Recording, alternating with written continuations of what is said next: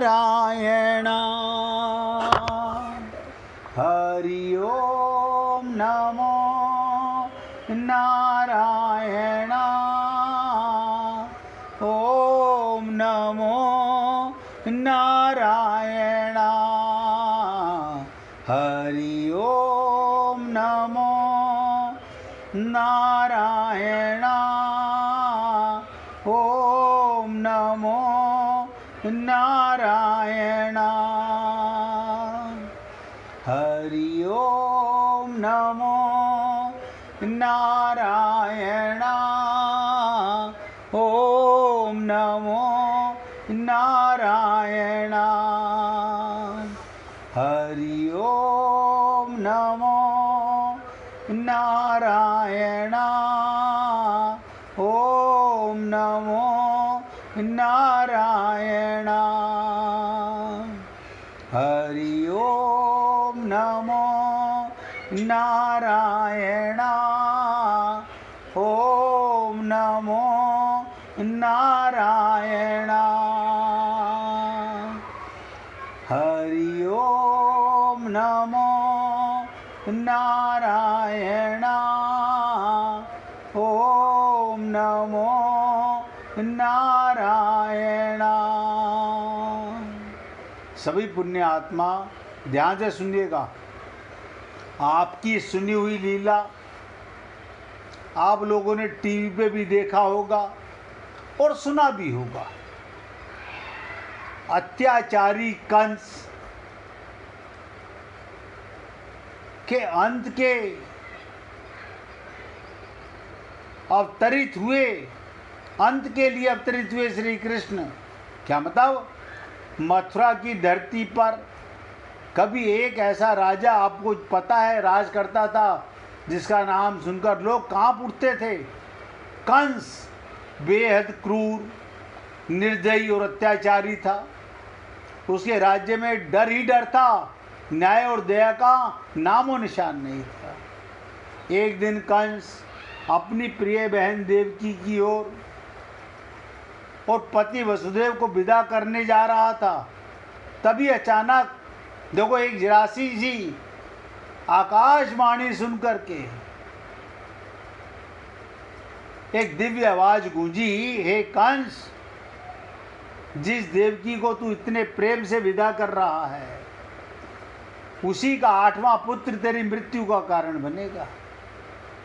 ये सुनते ही कंस का चेहरा क्रोध और भय से भर गया। उसने तुरंत देवकी और वसुदेव को कारागार में बंद कर दिया। इतना ही नहीं, देवकी के गर्भ से जन्म लेने वाले 6 बच्चों को निर्दयता से मार भी डाला। लेकिन समय बीता, 7वां पुत्र का जन्म आपको पता है होने वाला था। तब भगवान की अद्भुत माया से वो बालक बलराम रोहिणी के गर्भ में स्थानांतरित हो गया। फिर आई वो दिव्य रात जब 8वें पुत्र श्री कृष्ण का जन्म हुआ। 8वें पुत्र श्री कृष्ण का जन्म हुआ। उसी क्षण चमत्कार हुआ। बताइए, पैदा होते ही चमत्कार। कारागार के ताले अपने आप खुल गए, पहरेदार गहरी नींद में सो गए, चारों ओर दिव्य प्रकाश फैल गया और वसुदेव जी ने नवजात श्री कृष्ण को टोकरी में रखकर तेज वर्षा के बीच यमुना नदी पार कर गोकुल पहुंचा दिया। वहां उन्होंने बालक श्री कृष्ण को नंद बाबा और यशोदा माता के घर छोड़ दिया। गोकुल और वृंदावन में ध्यान दीजिएगा, कृष्ण बड़े होने लगे, उनकी बाल लीलाएं पूरे ब्रज में आनंद भर देती हैं। लेकिन कंस का भय अभी भी खत्म नहीं हुआ। कंस ने कृष्ण को मारने के लिए, आप सब जानते हो, पूतना, तृणव्रत, अघासुर न जाने कौन कौन से राक्षसों को भेजा। लेकिन हर बार भगवान ने अपनी दिव्य शक्ति से उन राक्षसों को अंत कर दिया।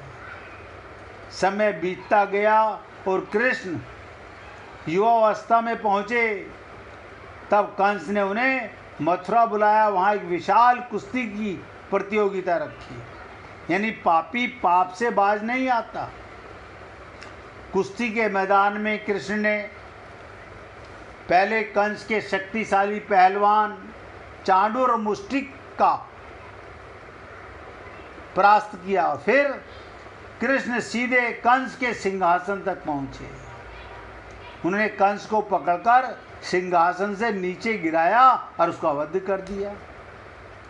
यानी अत्याचार, भय और अधर्म का अंत हुआ। दुनिया ने देखा कि धर्म की जीत हमेशा होती है, चाहे अधर्म कितना भी शक्तिशाली क्यों ना हो। यही भगवान की लीला की। अब आप सोचिएगा, अगर यही कंस किसी संत महात्मा का शिष्य होता, किसी संत महात्मा का शिष्य होता और इसको आत्मज्ञान हो चुका होता, तो जैसे आकाशवाणी सुनी वो भगवान का धन्यवाद करता कि अरे परमात्मा की इतनी कृपा होगी मेरे ऊपर कि मेरे शरीर का वध करने भगवान को आना पड़ेगा।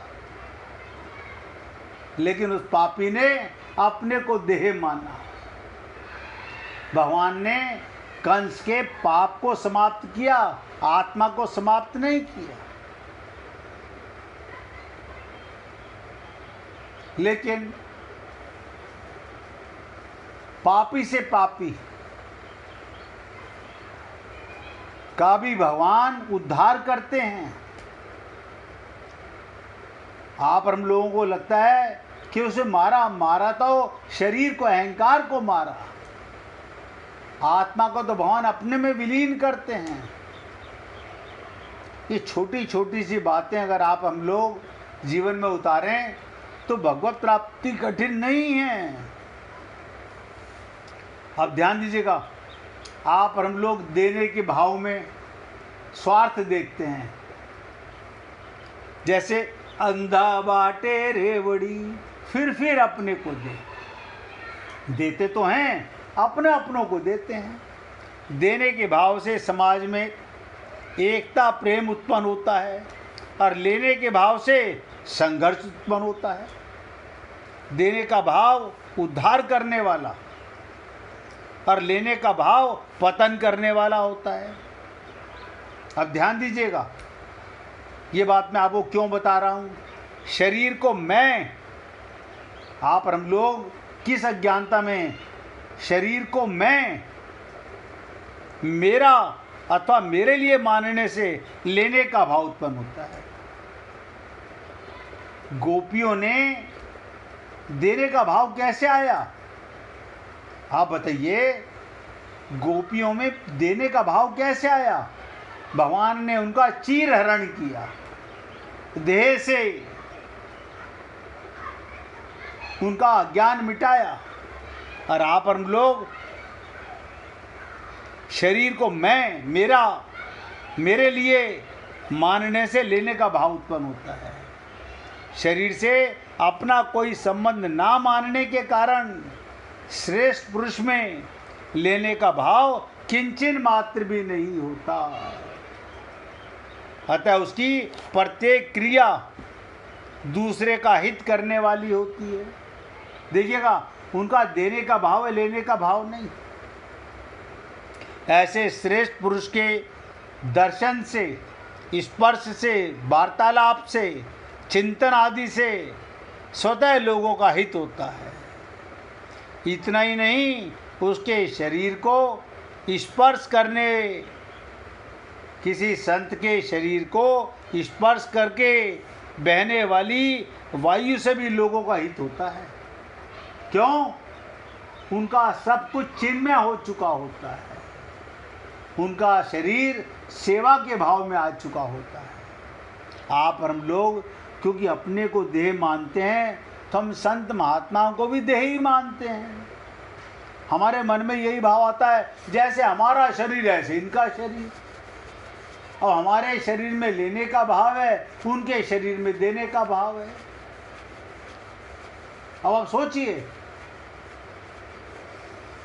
लेने के भाव का मतलब अहंकार है, शरीर को मैं मानने वाला।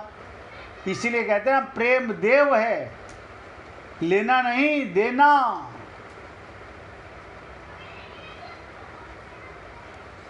ऐसे शेष पुरुष दो प्रकार के होते हैं जिनका केवल देने का भाव होता है। एक तो अवधूत कोटि के होते हैं और दूसरे आचार्य कोटि के होते हैं। अवधूत कोटि के श्रेष्ठ पुरुष अवधूतों के लिए ही आदर्श होते हैं, साधारण जनता के लिए नहीं। परंतु आचार्य कोटि के श्रेष्ठ पुरुष मनुष्य भाव के लिए आदर्श होते हैं। आप देखिएगा, यहाँ आचार्य कोटि के श्रेष्ठ पुरुषों का वर्णन क्यों किया गया? भगवान ने यहाँ पर अवधूतों की चर्चा नहीं की, श्रेष्ठ महापुरुषों की चर्चा की, आचार्यों की चर्चा की, जिनके आचरण सदा शास्त्र मर्यादा के अनुकूल होते हैं। कोई देखे या ना देखे, उनमें अहमता ममता न रहने के कारण उनके द्वारा स्वाभाविक ही कर्तव्य का पालन होता रहता है। कैसे समझा जाए? जैसे जंगल में कोई पुरुष, आप ध्यान दीजिएगा, को पुष्प मिल जाए, जंगल में कोई पुष्प खिला हो ऐसा समझिएगा, और कुछ समय के बाद मुरझा गया और सूख कर गिर गया, उसे किसी ने देखा नहीं, किसी ने भी चारों ओर अपनी सुगंध फैलाकर दुर्गंध नाश किया ही है। यानी जिस फूल को किसी ने तोड़ा नहीं, आपको लगता है ऐसे फूल का जंगल में लगने का क्या फ़ायदा? वहाँ भी उसने वातावरण को शुद्ध किया होगा।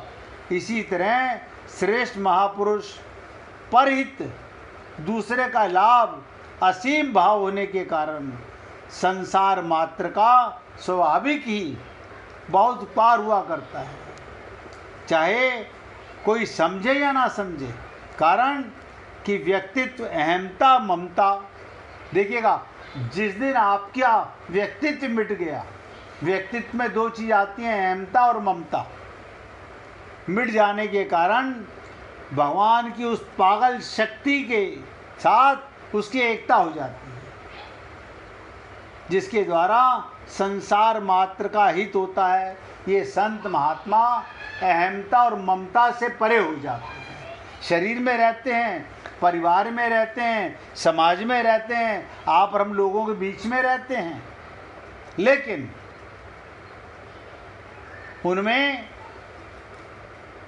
व्यक्तित्व अहमता ममता मिट जाने के कारण भगवान की उस पालन शक्ति के साथ उसकी एकता हो जाती है। इसे कैसे समझा जाए? जैसे एक शरीर के सब अंग भिन्न भिन्न होने पर भी एक ही हैं। जैसे किसी भी अंग में पीड़ा होने पर मनुष्य उसे अपनी पीड़ा मानता है, शरीर के किसी भी अंग में दर्द हो, मनुष्य उसे अपनी पीड़ा मानता है। ऐसे ही संसार के सब प्राणी भिन्न भिन्न होने पर भी एक ही हैं। जैसे शरीर का कोई भी पीड़ित रोगी अंग ठीक हो जाने पर संपूर्ण शरीर का हित होता है, ऐसे ही मर्यादा में रहकर प्राप्त वस्तु समय और परिस्थिति आदि के अनुसार अपने कर्तव्य का पालन करने वाले संपूर्ण संसार का स्वतः हित करते हैं। अब आप सोचिएगा, हित तो हम भी करते हैं, लेकिन हम जहाँ शरीर का संबंध है उनका हित करते हैं, और श्रेष्ठ पुरुष सबका हित करते हैं। क्योंकि ये श्लोक श्रेष्ठ पुरुषों का, आचार्यों का है, संत महात्माओं का है। तो श्रेष्ठ पुरुष जिन भावों को अपने आचरणों में लाता है, उन भावों के द्वारा मनुष्य का बहुत प्रभाव पड़ता है। अपने वर्ण में, अपने आश्रम में, अपने संप्रदाय आदि के आचरणों का अच्छी तरह से पालन करने के कारण उसके द्वारा कहे हुए वचन दूसरे वर्ण, दूसरे आश्रम, दूसरे संप्रदाय के लोगों पर भी प्रभाव पड़ता है। अब आप देखिए बड़े बड़े संत महात्मा ये कबीर जी को कोड करते हैं। ऐसा क्या है कबीर के उसमें? आप सोचिएगा, ये संत महात्मा कबीर का कोड क्यों लेते हैं? इसलिए लेते हैं कि वो जानते हैं कि कबीर का एग्जाम्पल इसलिए लिया जाता है कि सब संतों को उसे खुशी होती है कि शरीर में रहा, परिवार में रहा, लेकिन सबका कल्याण करने के लिए उनमें अहमता मिट गई थी। अभी आप और हम लोगों में अहमता, ममता, मोह, ये सब आसक्तियाँ भरी हुई हैं। हम पाना तो चाहते हैं भगवान का रस, अज्ञान नहीं मिटाना चाहते। और अभी भी अपने आप में हम लोग कुछ ना कुछ विचार करते रहते हैं। नहीं, हम कोशिश तो कर रहे हैं। मेरे को आज तक ये समझ नहीं आया कि कोशिश क्या करना है। जब एक बार ये जान लिया इस रास्ते पर आग है, इस रास्ते पर आग है, आप वो रास्ता छोड़ दे तो आप कहते हो नहीं, हम तो पैर जला के ही मानेंगे। अब आप बताइए, अगर कोई व्यक्ति ये कसम खा ले, आप कितना भी समझाओ, मुझे तो अपना जब तक प्रैक्टिकल पैर नहीं जलेगा, हाथ नहीं जलेगा, तब तक मैं आपकी बात को मानूंगा नहीं।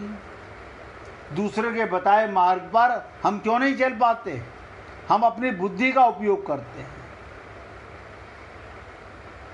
इसलिए कहा जाता है से श्रेष्ठ पुरुष जिन भावों को अपने आचरणों में लाता है, उन भावों को दूसरे मनुष्यों पर प्रभाव पड़ता है। जबकि महान पुरुष जो होते हैं अपने लिए कोई आचरण नहीं करता, उसमें कर्तव्य अभिमान भी नहीं होता, तथापि लोगों की दृष्टि में वो आचरण करता हुआ दिखने के कारण आचरण वाला बन जाता है। क्यों? अपना कोई स्वार्थ ना रहने के कारण उसकी छोटी छोटी प्रत्येक क्रिया लोगों को स्वतः हित करने वाली होती है। ये छोटी छोटी सी बातें अगर आप और हम लोग समझना चाहें तो भगवत प्राप्ति कठिन नहीं है। कठिन तो माया के संसार में आप और हम लोगों की अज्ञानता से भरा हुआ ज्ञान। आप देखिए, मैंने पहले भी आपको एक दिन बताया था कि महर्षि कश्यप हिंदू धर्म ग्रंथों में अत्यंत महान ऋषि माने जाते हैं। क्यों? ये भी आपको बताया था कि कश्यप का जन्म ब्रह्मा के मानस पुत्र मरीचि के, वो उनके पुत्र थे। कश्यप ऋषि ब्रह्मा के पोते माने जाते हैं। महान तपस्वी, विद्वान, धर्मज्ञ ऋषि थे और घोर तपस्या करके उन्होंने बहुत तेज और शक्ति प्राप्त की। उनके आश्रम में देवता और ऋषि भी ज्ञान लेने आते थे। 10 प्रजापति की कई कन्याएं थी। उन्होंने अपनी कई पुत्रियों का विवाह कश्यप ऋषि से कर दिया, कई, लेकिन उनमें 2 दीति और अदिति। इन पत्नियों में संसार के अनेक प्राणी उत्पन्न हुए। अदिति से आदित्य नाम के देवताओं का जन्म हुआ।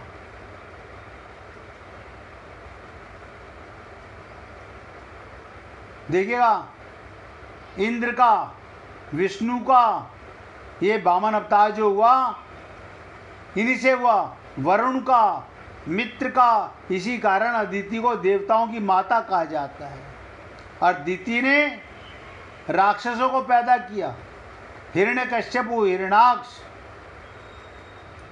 और हिरण्यकश्यपु का पुत्र प्रहलाद भगवान विष्णु का महान भक्त। और देखिएगा, कश्यप ऋषि की 2 पत्नियां और थी, कद्रु और विंता। कद्रु के नागों का जन्म हुआ, जिसमें शेषनाग, और विंता से 2 पुत्र हुए, गरुड़ और अरुण।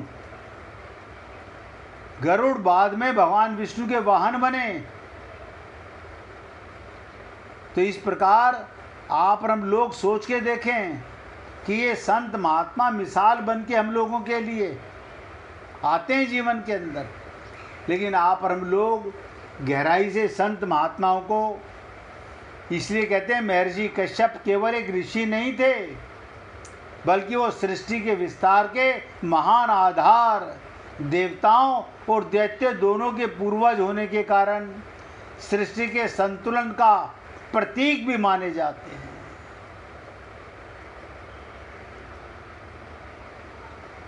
छोटी छोटी सी बातें आप और हम लोग जब सुनते हैं तो हमारे मन के अंदर ही विश्वास होना चाहिए। अब आप बताइए, जब आप लोग पूजा करते हो, अक्सर मैंने देखा कि ब्राह्मण लोग पंचामृत तैयार करते हैं। अभी देखो, मैं राजकुमार जी से पूछूंगा, बता देंगे पंचामृत में क्या क्या डलता है। बताइए राजकुमार जी।